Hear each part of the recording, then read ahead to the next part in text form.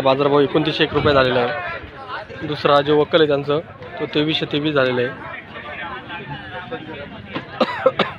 अशा पद्धतीने आज हे धान्याचा बाजारभाव झालेला आहे। तर मित्रांनो, आपला लोक भरारी यशमेर हा चॅनल पाहण्यासाठी ह्या चॅनलला सबस्क्राईब करत जावा, लाईक करत जावा आणि शेअर करा।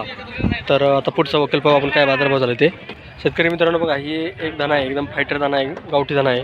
त्याचा एक वकलाचा बाजारभाव 2111 झालेला आहे आणि दुसरा जो बाजारभाव झाला आहे तो 2025 झाला आहे। अशा पद्धतीने आज त्याचे बाजारभाव झाले आहेत। तर मित्रांनो, अशाच धना आपला पिकवण्यासाठी आपल्या लोक भरारी यशमेर या चॅनलला सबस्क्राईब करा, तसेच जास्तीत जास्त लोकांना शेअर करा। आता पुढचा शेतकऱ्याकडून जाऊन बघूया काय बाजारभाव झालेत। शेतकरी मित्रांनो, अजून एक शेतकरी आहे, त्यांचा पण धना आहे, छानपैकी धना होता, तो पण आपण पाहूया काय बाजारभाव झाला आहे। हे बघा, 2151 रुपये हा बाजारभाव 100 रुपयांना झालेला आहे। अशा पद्धतीने त्यांचा धना एकदम छान आहे। शेतकरी मित्रांनो, अजून एक शेतकरी आपल्याबरोबर आहेत, त्यांचा धना पण हे बघा एकदम क्वालिटी कशी दाखवली तुम्हाला आणि बाजारभाव काय झाले ते पण पाहतोय। त्यांचा 2111 रुपये 100 जोड्यांना बाजारभाव झाला आहे आणि दुसरं वक्कल हे 2060 प्रमाणे 100 जोड्यांना बाजारभाव झालेला आहे। तर शेतकरी मित्रांनो, आपला लोक भरारी यशमेर हा चॅनल ज्या शेतकऱ्यांनी सबस्क्राईब केला सबस्क्राईब करा, तसे दररोज व्हिडिओ पाहण्यासाठी आपला हा चॅनल सर्वांनी सबस्क्राईब करा। शेतकरी मित्रांनो, अजून एक शेतकरी आपल्याबरोबर आहेत, त्यांचा बाजारभाव काय झालेला आहे हे पाहणार आहोत आपण। 2580 रुपये 100 जोड्यांना बाजारभाव झालेला आहे आणि त्यांचा धना असा आहे, एकदम फायटर काळा भोर एकदम हिरवागार भाजी त्यांचा धना आलेला आहे आणि एकदम फायटर धना असल्यामुळं त्यांना बाजारभाव पण चांगला मिळालेला आहे। शेतकरी मित्रांनो, अजून एक धना एकदम अशोक जाती धना दिसतो, तर त्याचा बाजारभाव काय झाला हे पाहतो आपण। तर हे बघा, 2828 हा बाजारभाव झाला आहे आणि दुसरा बाजारभाव झाला आहे 2860। अशी दोन वकलं होती, एकदम धना एकदम फायटर धना आहे, हिरवागार एकदम, त्याचे बाजारभाव तुम्हाला दाखवले। तर असेच हे व्हिडिओ आपले पाहत राहा, सबस्क्राईब करा, शेअर करा आणि लाईक करा विसरू नका। शेतकरी मित्रांनो, लोक भरारी यशमेर आपला चॅनल आपण दररोज पाहत आहेत। तर आज आपल्याबरोबर शेपू पिकवलेले शेतकरी आपल्याबरोबर आहेत, तर त्यांचा अशा पद्धतीने शेपू आहे, तर त्याच्याशी आपण चर्चा करणार आहोत। तर मित्रांनो, आपलं नाव काय? निलेश गोरक्ष खंडाबाई, गाव गाव ओतूर. ओतूर। आज काय आणलं तुम्ही? शापू आणली होती. किती आणली होती? 3000 आणली होती। आता बाकी शेतकऱ्यांना आपल्याला कशी पिकवली त्याबद्दल थोडी माहिती सांगा सुरुवातीपासून।